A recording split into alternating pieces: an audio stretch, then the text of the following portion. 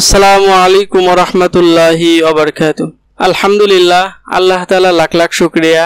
আল্লাহ তাআলা সুস্থতার সাথে আবারও খামারের কাজ শুরু করার তৌফিক দান করেছেন।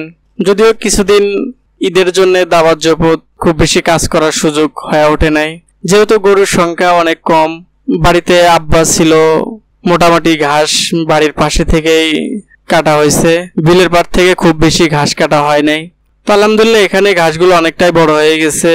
আমাদের পাড়ের উপরের ঘাসগুলো কাটা শেষ, পাড়ের নিচ দিয়ে যে ঢালু জায়গাটা থাকে সেগুলো ঘাস কাটা বাকি আছে।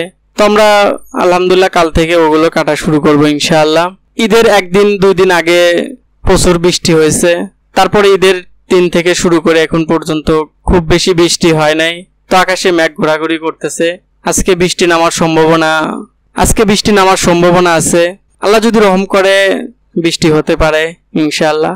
যদিও সকালের দিকে অল্প অল্প বৃষ্টির পানি পড়ছে, খুব বেশি বৃষ্টি হয় নাই। রাতেও প্রচুর মেঘ ডাকাডাকি করছে।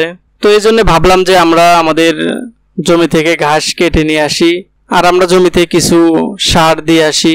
এই জন্য আমরা আগে ঘাস কেটে নিচ্ছি, তারপরে ইনশাআল্লাহ আমরা জমিতে সার দেব। ঘাসের বিষয়ে সঠিকভাবে যত্ন নিলে ঘাস অনেক দ্রুত বৃদ্ধি পায়। সঠিকভাবে সার প্রয়োগ করলে এবং পানি দিলে ঘাস অনেকটাই বড় হয়। আমরা যে পাশ থেকে ঘাস কাটা শুরু করেছিলাম সেই পাশের ঘাসগুলো অনেকটাই বড় হয়ে গেছে। তো আমরা যখন ঘাস কাটা শুরু করেছিলাম তো এক পাশে বড় ছিল, এক পাশে ছোট ঘাস ছিল, ওইদিকে আমরা সার দিয়ে দিয়েছিলাম। তো সার দেওয়ার কারণে এই ঘাসগুলো বড় হয়েছে। আমি যেখান থেকে আজকে ঘাস কাটলাম এখানকার ঘাসগুলো ছোট ছোট ছিল, তো সার দেওয়ার কারণে অনেকটাই বড় হয়ে গেছে। তো এই জন্য আমরা সার দিয়ে দিতেছি। আমরা যে সারগুলো জমিতে দিতেছি তার মধ্যে ইউরিয়া সার আছে, ড্যাপ সার আছে, তার সাথে আমরা 1 কেজি ম্যাগ দিলাম যেন ঘাসটা দ্রুত বড় হয় এবং যে নতুন কুশিগুলো বের হইতেছে এগুলো যেন দ্রুত বড় হয় এবং মজবুত হয়।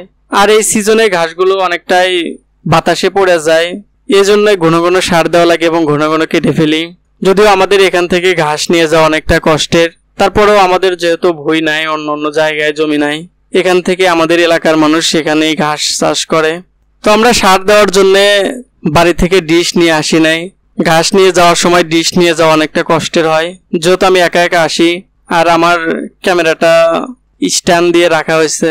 আসলে কাজের সময় ভিডিও করলে কাজের ভিতরে অন্যরকম একটা মনোযোগ থাকে, কাজ করতেও ভালো লাগে, এজন্য মূলত ভিডিও করা। আগে 2-4টা গরু ছিল, ওরকম মনোযোগ ছিল না কাজের ভিতরে। তো এখন মনে হয় যে একটু ভিডিও করি, সবার সাথে বিষয়গুলো শেয়ার করি, কোন অঞ্চলে কারা কিভাবে কাজ করে।